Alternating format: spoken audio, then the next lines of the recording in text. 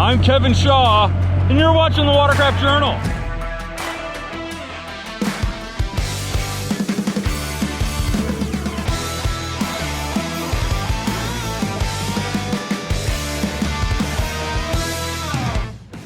Man, I really wanted to love all three of Kawasaki's new 310 horsepower jet skis, but the 2022 Ultra 310LX-S just feels like a missed opportunity. It's the middle child stuck somewhere between the fully loaded, hyper-luxury, equipped to the eyeballs 310LX and the stripped down to the skivvies, nothing but haulin'-ass 310X, which, by the way, I absolutely loved. If you haven't already, go check out that review. Sadly, the LXS is just kinda lost in between. Sure, it's the only model sporting Kawasaki's iconic ebony and lime green color combo, so folks are gonna flock to it, but those are the die-hard Kawi guys, and they're gonna get it because, well, it's Kawi green. But to the layman who is just shopping around, the LXS has little that shouts, "Look at me," any more than, say, the 310X or LX. Instead, it comes equipped with three features that are, for the sake of being a little too harsh, what I would view as the least appealing of the LX's luxury options, namely the reverse-facing camera, ultra deck extension, and LED running lights. Heck, if Kawasaki offered a mid-tier jet ski borrowing everything else from the LX, specifically the 4-speaker JetSound sound system, 3-way adjustable seat, and double USB ports in the glove box, I'd consider that a superior package than the LXS. There's that, and the name itself is confusing. Adding an additional letter on top of the LX denotes some level of superiority over the top jet ski, but it isn't. Instead, it's well below it. So the LXS is both confusing in its intended target buyer as well as what it's intended for. So who is Kawasaki aiming the LXS at? Initially, I thought I had that figured out. Oh, I get it, it's a towing jet ski. The reverse camera, the extended deck, the rope storage, the tow eye and back, yeah, that makes sense. But then the more I thought about it, the more I was on the fence. See, Sea-Doo Supercharged Wake Pro pumps out 230 horsepower, which is well below that of the Kawasaki's Godzilla level 310 output. While 230 is enough to pull even a heavier rider up and out of the water on a wakeboard, the Ultra's 310 is enough to yank their arms out of their sockets if you happen to hit the throttle too hard. While the LXS comes with launch control, what they call Kawasaki Launch Control Mode or KLCM, it's not designed for tempered launches with a skier or a tube full of kids behind you. Instead, it's the kind of launch control you use when you're lined up against your buddies in a heads-up drag race. Oh, trust me, it works, and you can set it for single use or multiple launches, but again, you wouldn't want your kids on a tow rope behind you when you did it. Now, the Ultra Deck is a nice addition to the ski, especially if you're hauling a big old tube to your destination of choice, as it adds gobs of space to the rear platform. It's plenty big enough for a rear passenger to strap into a wakeboard, so again, the LXS felt like a perfect answer to the Wake Pro. The rear folding step is lengthened for easy boarding, and a trio of hand grips act as a functional ladder for deep water reboarding. And yes, the Ultra Deck also has integrated tracks for a variety of hard-mounted accessories, none of which I got a chance to play with, so I really can't comment on how easy they are to install or remove. Sorry about that. Again, the reverse-facing camera too was one of those things that made me think that the LXS was made for tow sports. Accessible through a new 7-inch wide TFT digital dashboard that's controlled using a jog dial control knob, the driver can look through the screen that self-adjusts for brightness at the raft or skier towed behind them. While that legally doesn't absolve the driver from having a second person to act as a flagman, it does allow the driver a better view of what's behind them. Plus, the camera allows you to zoom in 2 more times, although the fisheye lens can be a little distorting. And yes, the TFT dash is pretty trick, and offers 3 different display modes, black and white backgrounds, a GPS-based speedometer, a tachometer, fuel gauge, drive mode, boost pressure, clock, power mode, compass, trim, cruise and launch control, and 3 different engine mode settings. These mode settings are selected by the mode button on the left-hand side of the handlebars. You choose between full, middle, and low, which is basically like using the slow learning key. Every time you fire up the engine, you start in middle mode, which is roughly 80% of the Ultra's full power. While in middle mode, you'll reach the Ultra's top speed, just nowhere near as quickly as you would with the ski set on full mode. Low mode cuts the power down to 60% of the Ultra's total potency, and basically rides like if it didn't have a supercharger at all. which may be the right setting for towing a raft or skier after all. Kawasaki also includes a one-touch 5-mile-an-hour mode activated by a button on the right-hand side of the bars when idling. This is deactivated when you squeeze the throttle. But as I think of it, I'm sort of burying the most important thing here. The new Kawi's got brakes. Dubbed Kawasaki Smart Reverse with Deceleration, or KSRD, Kawi married the throttle trigger to the brake button, so it's one piece. When you squeeze the throttle, the brake button pushes back towards you.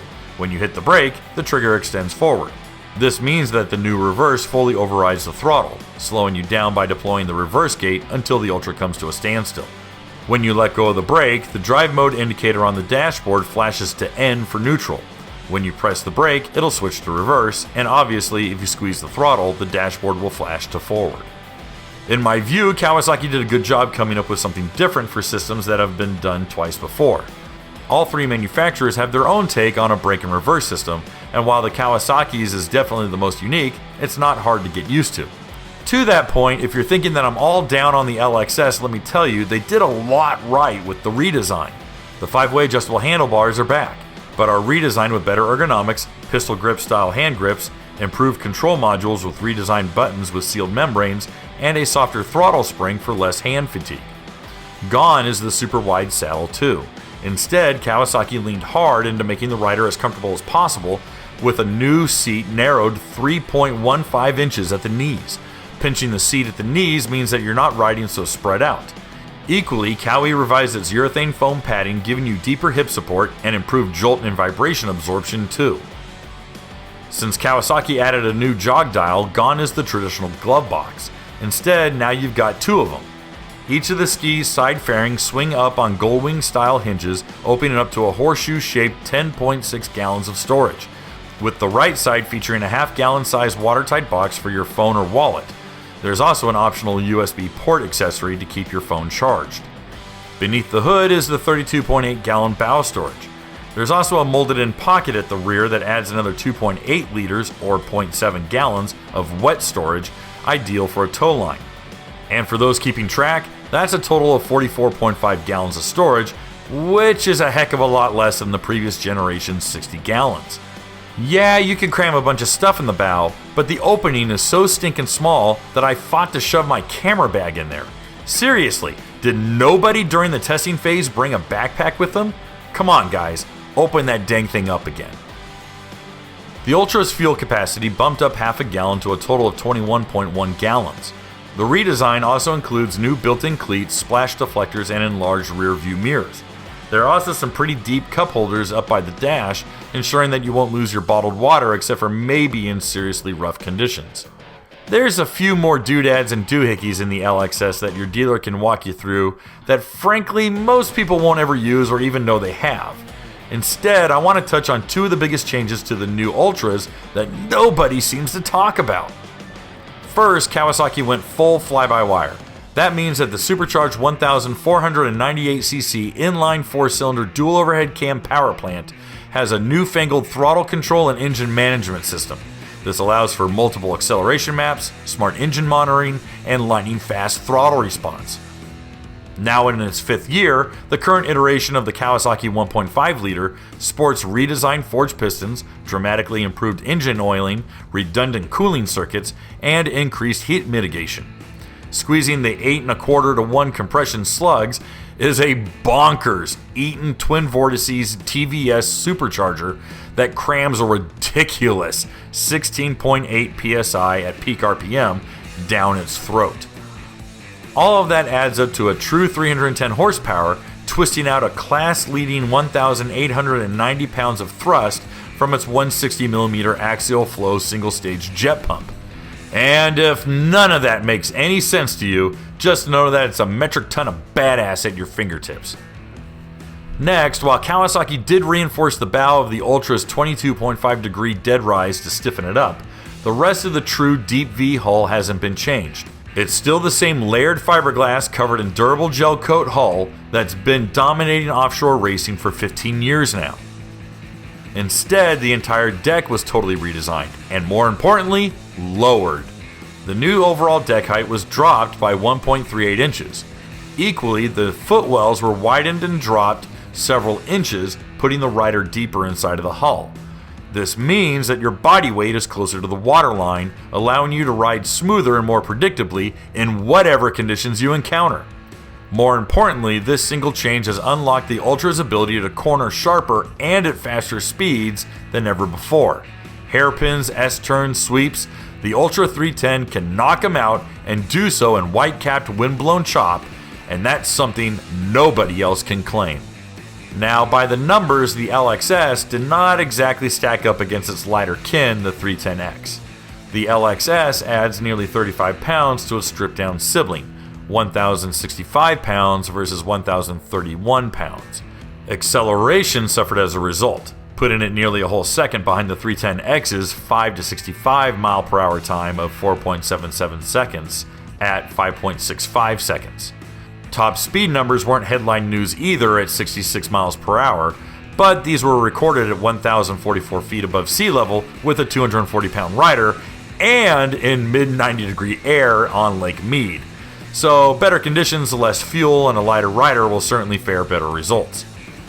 Again, the LX-S is fun, and I mean a lot of fun, but that's because of the hull, the improved ergonomics, and the engine management updates. And that's all stuff found on the $17,999 Ultra 310X.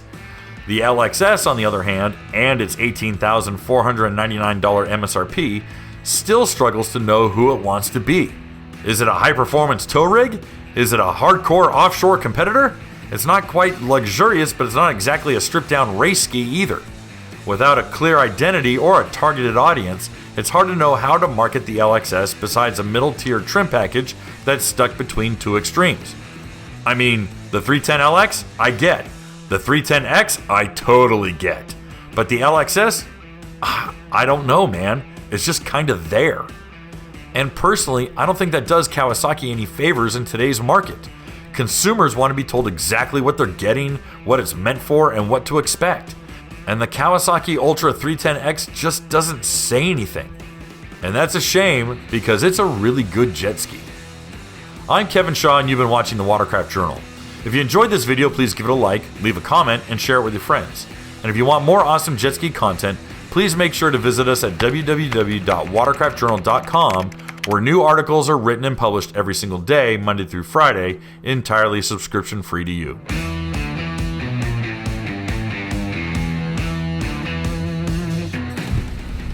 You guys really gotta stop beaching your boats.